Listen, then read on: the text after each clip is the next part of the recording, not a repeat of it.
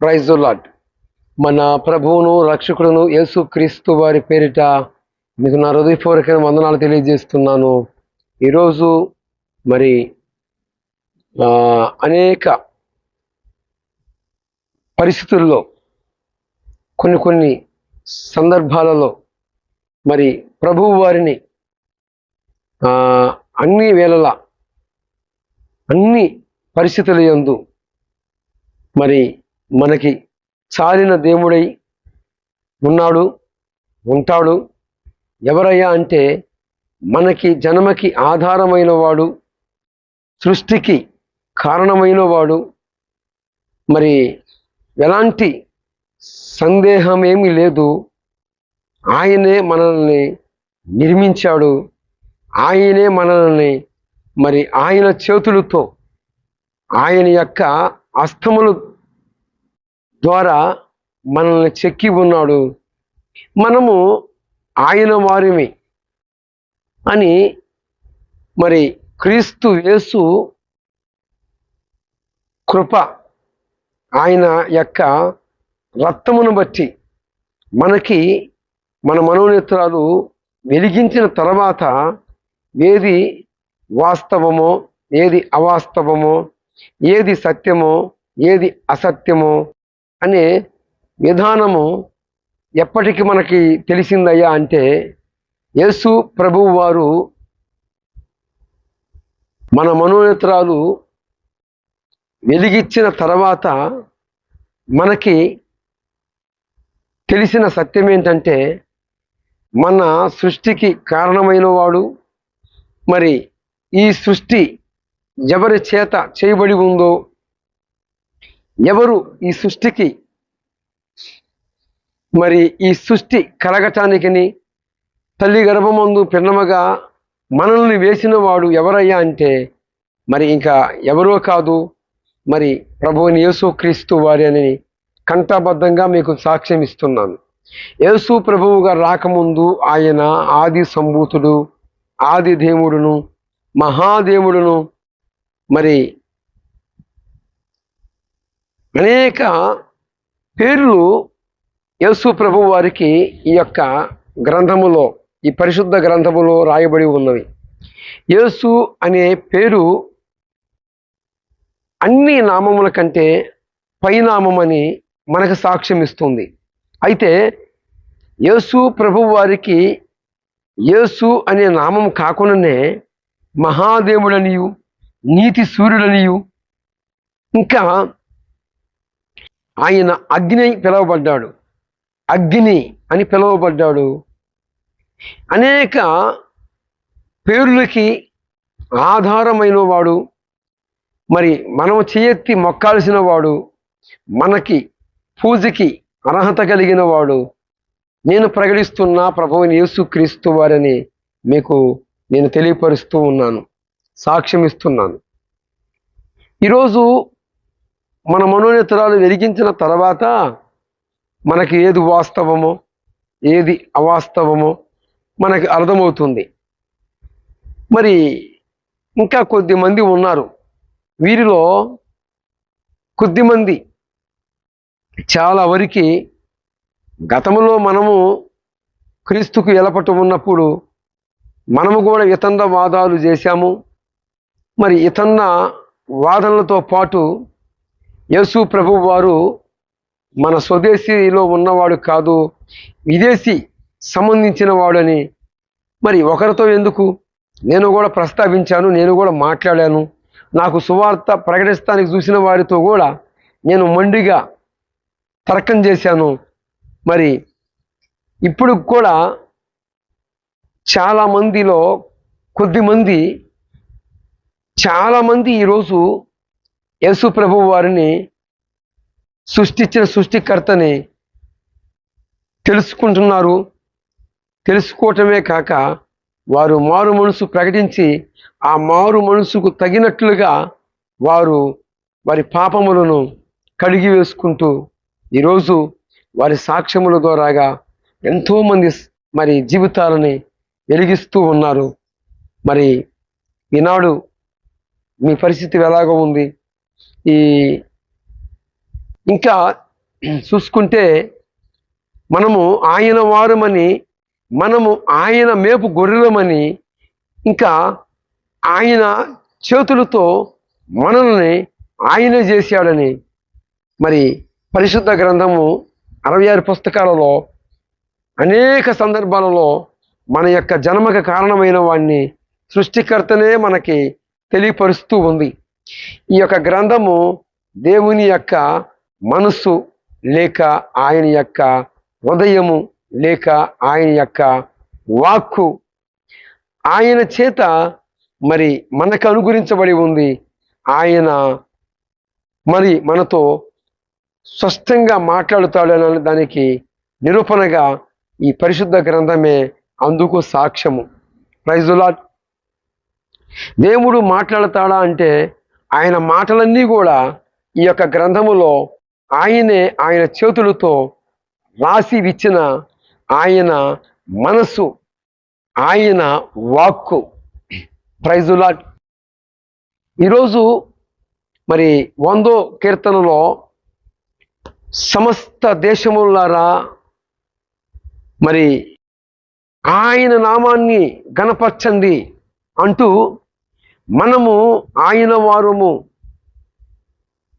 మనల్ని ఆయనే చేసి ఉన్నాడు, మనము ఆయన మేపు గొర్రెలమని అక్కడ భక్తుడు వివరిస్తూ ఉన్నాడండి. ఈరోజు నేను గత కాలాలలో పచ్చి వ్యతిరేకంగా ఉన్నాను. యేసు ప్రభు వారు మన స్వదేశీ దేవుడు కాదు, విదేశీ దేవుడు. మనకి మన యొక్క సంపదలో, మన యొక్క భక్తిలో, భారతదేశంలో భక్తికేం తక్కువ లేదు. ప్రభువులు, దేవుళ్ళు, దేవతలు అని పిలువబడుతున్న వారు మనకున్నారు.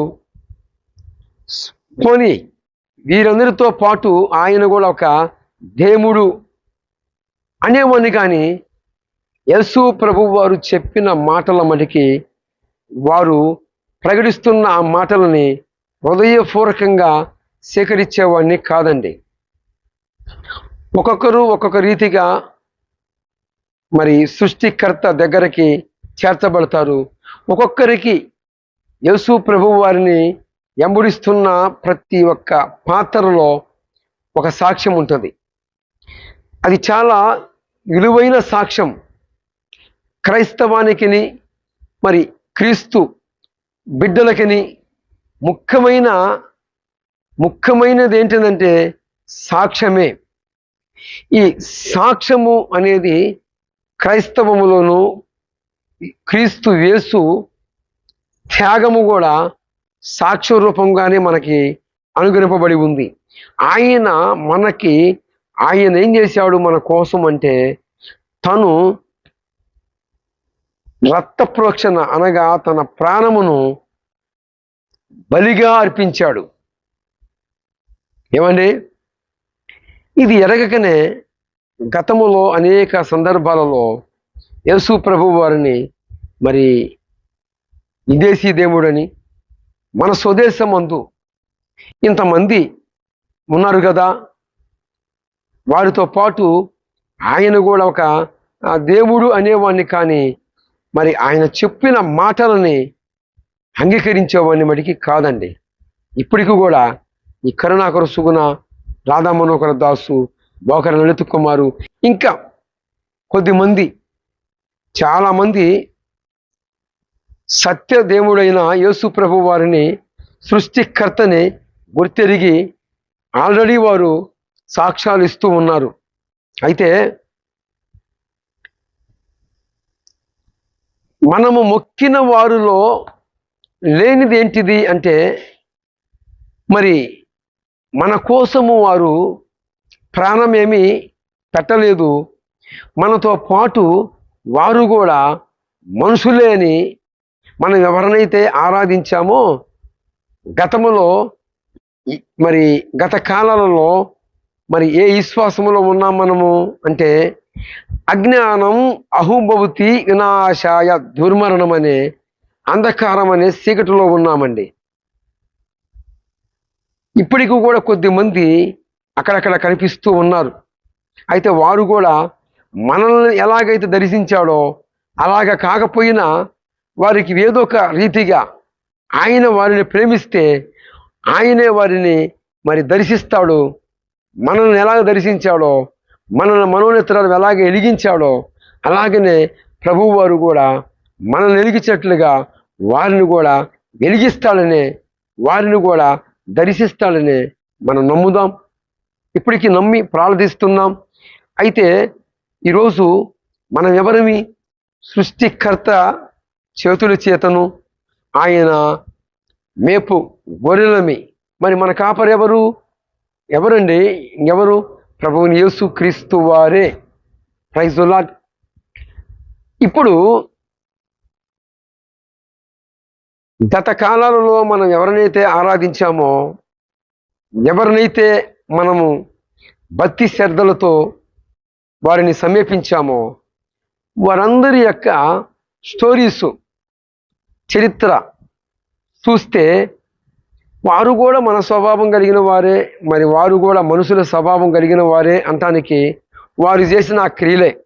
ఉదాహరణకి భగవద్గీత. ఈ భగవద్గీతలో కృష్ణుడు మరి గీతోపదేశము అర్జునుడికి చేశాడు.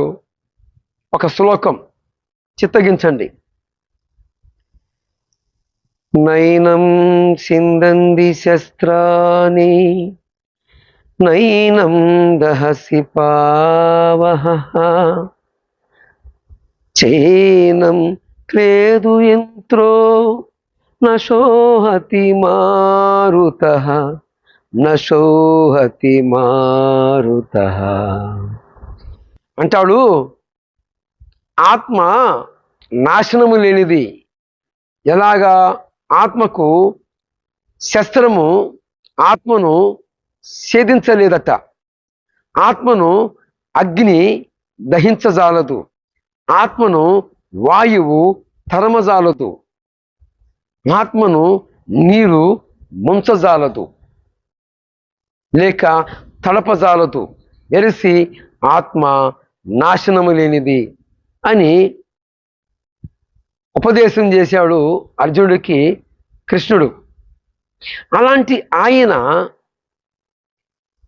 8 మంది భార్యలతో ఆయన కోరాడు, నేను వెళ్ళినప్పుడు నా యొక్క 8 మంది భార్యల్ని నాతో కూడా మరి నా స్థితి మీద కాల్చండి అని ఆయన కోరిన ఆ మాట నిమిత్తము కృష్ణుడు ఈ లోకాన్ని విడిచినప్పుడు ఆయనతో పాటు తన భార్యలు ఎంతమంది అంటే 8 మంది, ఇంకా ఎక్కువే మందే ఉన్నారు. 16,000 మంది గోపికలని ఆయనకి అందరికీ తెలుసు. అంటే నేనేమంటున్నాను అంటే, ఎవరినైతే గతములో మరి దేవతలు దేవుళ్ళని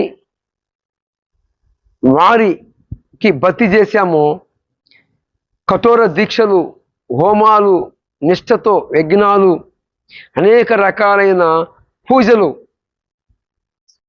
చేశామో, ఆఖరికి తీరా చూస్తే వారి యొక్క చరిత్రలు, వారి యొక్క స్టోరీస్, వారి యొక్క కథలు, ఆఖరికి వారి స్టోరీ అంతవరకు కూడా కాదు, కానీ అంత దూరం కూడా అవసరం లేదు. వారు వివాహాలు చేసుకున్నారు, కొందరునేమో వివాహాలు చేసుకున్నారు, కొందరునేమో మరి చేరదీశారు. ఈ నేపథ్యంలోనే వారు ఎలాగా ఉన్నారు అంటే, మనతో వారు కూడా సమానమైపోయారు. వెలిసి కృష్ణుడు ఏమని కోరాడు? తన 8 మంది భార్యలని తనతో కలిసి తనతోనే దహించమన్నాడు. ఇక్కడ ఒక మాటని గుర్తు చేస్తాను. ఇక్కడ కృష్ణుడు అన్నాడు, ఆత్మ నాశనం లేనిది అన్నాడు. స్థితి పైన తనతో కూడా తన భార్యలని తనతో కూడా మరి ఆ స్థితి పైన అంటే సతి సహగమనము అన్నారు. అంటే భర్త చనిపోతే భర్తతో పాటు ఉన్న భార్యలను కూడా కాల్చివేయుట. అందుకే సతి సహగమనం. ఈ యొక్క అర్థం ఏమిటంటే భర్త గనక చనిపోతే ఆ భర్తతో పాటు తనకు కలిగిన ఎవరైతే భార్యలుగా ఉన్నారో వారందరూ కూడా వారు బతికి ఉన్నప్పటికీ ఆయనతో పాటు పంపించాలని పూర్వకాలంలో మరి ఒక మూఢ ఆచారాలని ప్రవేశపెట్టి అదే ఆ ఆచారంలోనే కృష్ణుడు కూడా మరి ఈ లోకాన్ని విడిచిపెట్టాడు. చూస్తే ఆ స్టోరీస్ కానీ ఆ యొక్క మరి పురాణాలు కానీ చూస్తే అర్థమవుతుంది. ఇప్పుడు ఇక్కడ చెప్పిన ఆయనే ఆత్మ నాశనము లేదు అని చెప్పిన ఆయనే ఇప్పటికీ నీ సమాధి ముయ్యబడి ఉన్నది. అయితే నేనంటాను ఒకే ఒక సమాధి తెరవబడి ఉంది. అది ఎవరిది అంటే నేను ప్రకటిస్తున్న ప్రభువు యేసుక్రీస్తు వారిది. ఆ కృష్ణుడు వారైనా ఒకళ్ళైనా ఎవరైనా కానీ మరి సమాధులు ముయ్యబడే ఉన్నాయి. దానికి నిరూపణగానే ఈరోజు కూడా చూస్తే మరి వారితో పాటు వారి భార్యలను కూడా దహించమన్నారు. అదే ప్రకారముగా ఆయన భార్యలతో పాటు దహించారు. ఇప్పుడు నేను ప్రకటిస్తున్న యేసు ప్రభు వారి మరి మృత్యుంజయుడయ్యి చెప్పిన ప్రకారముగా 3వ దినమున లేచాడు అంటానికి అపోస్తుల కార్యములు 2వ అధ్యాయము 24వ వచనములో ఈ మాట ఉంది. మరణము ఆయనని బంధించి ఉంచుట అసాధ్యమైనదట. అంటే మరణానికి ఒక పట్టు ఉంది. యోబు గ్రంథము 24వ అధ్యాయము 19వ వచనములో ఇలాగ రాయబడి ఉంటుందండి. పాపము ఎవరిలో ఉంటుందో వారిని పాతాళమంట పట్టి బంధిస్తుందట. Praise the lord. పాపానికి ఆ పట్టు ఉంది. మరి గత కాలాలలో నేను ఎవరెవరిని ఆశ్రయించానో ఎవరెవరికి ఆరాధన చేశానో వారందరూ కూడా మరి సమాధుల్లోనే ఉన్నారు. మరి తెరవబడిన సమాధి ఎవరిదయ్యా అంటే నేను ఎవరినైతే దూషించానో మన విదేశీ దేవుడి కాదు స్వదేశానికి సంబంధించిన వాడు అని వేలన చేసి ఈ కరుణాకర సుగుణ రాధా మనోహర దాసు లలిత్ కుమారు ఎలాగైతే ప్రలోభాలు పలికారో వారి కంటే 100 రెట్లు పలికాను. ఈరోజు ఏసే దేవుడిని నెత్తిని పెట్టుకొని అహోరాత్రులు ప్రకటిస్తూ ఉన్నాను. అలాగనే వారు కూడా చేయునుగాక. ఏమండి, పాతాళానికి ఒక పట్టు ఉంది.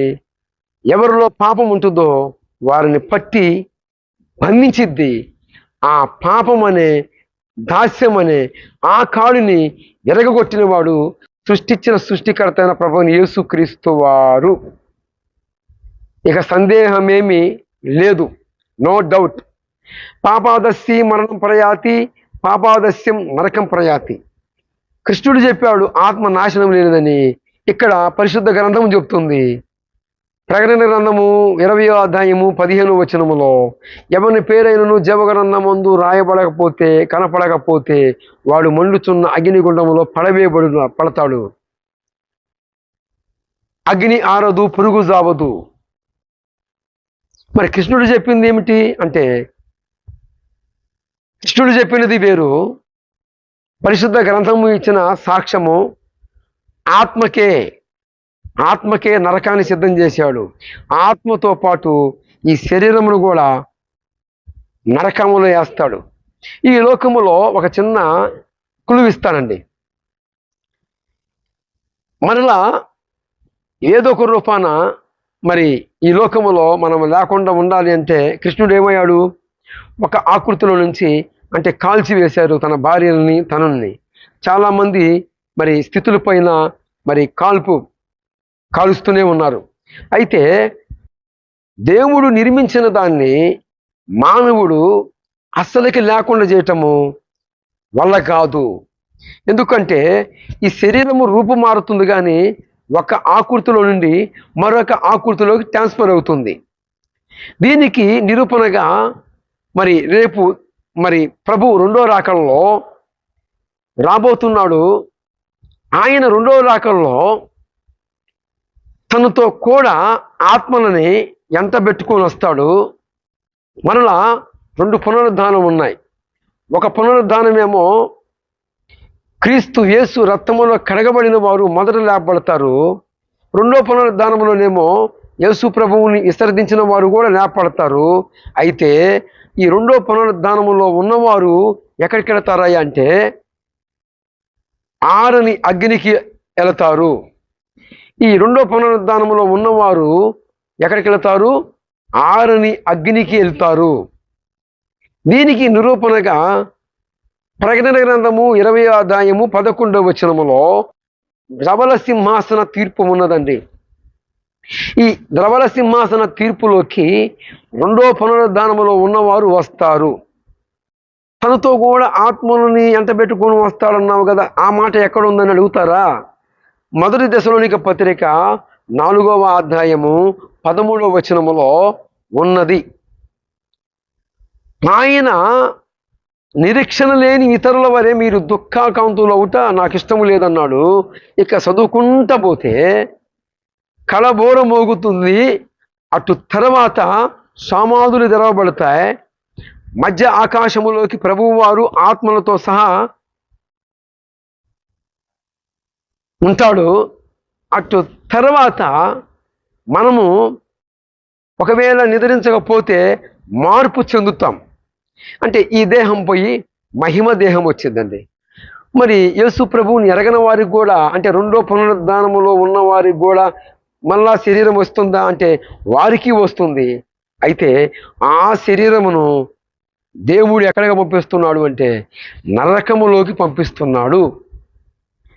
మరి కృష్ణుడు చెప్పినది ఆత్మ నాశనం లేదన్నాడు కదా, అగ్ని దహించజాలదన్నాడు కదా. అంటే వాస్తవంగా మరి ఒకడు సూసైడ్ చేసుకుంటున్నారు, మరొకరు మరి చనిపోతున్నారు, కాలు చేస్తున్నారు. అయితే వారి ఆత్మ ఎక్కడికి వెళుతుంది? దేవుని తీర్పుని ఎదుర్కోవడానికి పోతుందని ఇక్కడ పరిశుద్ధ గ్రంథము సాక్ష్యం ఇచ్చింది. హెబ్రీ పత్రిక 9వ అధ్యాయము 27వ వచనము, మనుషులు చనిపోయిన తర్వాత దేవుని తీర్పుని ఎదుర్కోవడానికి పోతున్నారట. Praise the lord. మరి ఆత్మను కాల్చిందంటే కృష్ణుడు చెప్పిన అగ్ని వేరు, పరిశుద్ధ గ్రంథములో సృష్టించిన సృష్టికర్త చెప్పిన అగ్ని వేరు. ఏంటయ్యా ఆ అగ్ని అంటే, ఈ లోకములో మరి కృష్ణుడు చెప్పిన అగ్ని, స్థితిపై కాల్చిన అగ్ని మరి బూడిద చేసిద్దేమో కానీ అసలుకైతే ఆకృతి లేకుండా మటుకి ఒక ఆకృతిలో నుండి మరొక ఆకృతిలోకి ట్రాన్స్ఫర్ చేస్తుంది. అసలుకి లేకుండా అయితే చేయదు. అయితే పాపాదస్సి మరణం ప్రయాతి, పాపాదస్సి నరకం ప్రయాతి, ఆ మాట ప్రకారముగా ప్రభువు యేసు క్రీస్తు వారు సృష్టించిన సృష్టికర్త తెలియజేసిన మాట ఏంటంటే, నరకమున వాని పురుగు జావదు, అగ్ని ఆరదు. ఏమండి, ఈ శరీరము వస్తూ ఉంటుంది, మళ్ళా కాలిపోతూ ఉంటుంది. ఈ లావా ఏంటి? ఇదే నరకం. ఈ నరకం డిఫరెంట్గా ఉంటుంది. కృష్ణుడు చెప్పిన అగ్ని ఏంటంటే దేహాన్ని మాత్రమే కాలుస్తుంది, ఆత్మని కాలవలేదు. ఎందుకు అంటే ఇది కొద్ది వరకే సరిపోతుంది. అయితే ఆత్మను దేహాన్ని కాల్చేస్తుందని, అదే నరకమని పరిశుద్ధ గ్రంథము సాక్ష్యం ఇచ్చింది. మెట్టుకు ప్రభువుని యేసు క్రీస్తు వారు మరి నా యొక్క భారతదేశ ప్రజలారా, కాలము సంపూర్ణమై ఉంది. ఇక వస్తున్న ఆయన ప్రభువుని యేసు క్రీస్తు వారే నిజదేవుడు, నిజరక్షకుడు. మరి ఎందుకనగా మరి అందరిని నిర్మించిన వాడు, అన్ని శక్తుల కంటే ఉన్నతమైన శక్తి కలిగిన వాడు, మరి అన్ని నామముల కంటే ఉన్నతమైన నామం కలిగిన వాడు. యేసు అనే నామానికి అర్థం రక్షకుడు. గనుక గమనించి, యేసు ప్రభు వారు ఎవరో కాదు, మనల్ని సృష్టించిన వాడు ఆయనే, మనల్ని చేసిన వాడు. మనమందరమే ఆయన వారమని 100వ కీర్తన సాక్ష్యం ఇచ్చిన ప్రకారముగా కొన్ని రెఫరెన్స్లన్నీ కూడా అందించాను. స్పష్టంగా తెలుగు భాషలోనే తెలియపరిచాను. మరి కృష్ణుడు చెప్పిన ఆజ్ఞ ఏంటిది? శరీరాన్ని కలిసిద్ది కానీ ఆత్మని కాలవలేదు, ఆత్మని దహించలేదు. అదే కృష్ణుడు చెప్పాడు. అయితే కృష్ణుడు కూడా ఈరోజు చాలామంది మరి మనం ఎవరినైతే ఆరాధించామో వాళ్ళందరూ కూడా ఏమయ్యారు అంటే సమాధి చేయబడ్డారు. మరి సమాధిని సీల్చుకొని వచ్చిన వాడు ఎవరంటే నేను ప్రకటిస్తున్న ప్రభువుని యేసుక్రీస్తు వారు. ఈయన యందు విశ్వాసం ఉంచండి, మీ అందరూ కూడా రక్షణ పొందుతారు. రాబోతున్న నరక శిక్ష నుంచి విడుదల కలుగుతుంది. విడుదల కలగటమే కాదు, మీ పేర్లు జీవ గ్రంథమందు రాయబడును గాక. మరి ఈ కరుణాకర సుగుణ, బోగన లలిత్ కుమారు, రాధా మనోహర్ దాసు, మరి మీరు కూడా మారాలి, మార్పు చెందాలి. లేకపోతే నరకము తప్పదు, నరకము ఎదురు చూస్తుంది. పాతాళము ఎవరిలో పాపం ఉంటుందో వాడిని పట్టి బంధిస్తుంది. అది పాపానికి పట్టు, అది ఉన్నది, అధికారం ఇవ్వబడి ఉంది. మరి మీ కోసము ప్రాణం పెట్టిన వాడు, మీరు ఎవరినైతే వద్దనుకుంటున్నారో అదిగో నేను ప్రకటిస్తున్న ప్రభువుని యేసుక్రీస్తు వారే. రాధా మనోహర్ దాసు, బొకర లలిత్ కుమారు, కరుణాకర సుగుణ, ఇంకా యేసు ప్రభు వారిని ఎందరైతే తునీకరిస్తున్నారో మీ అందరి కోసము నా ప్రభువు వారు మాత్రమే ప్రాణమిచ్చాడు. ఈయన మీకోసమే ఆయన రక్తమును చిందించాడు కనుక మరి మీకు దిక్కు లేదు.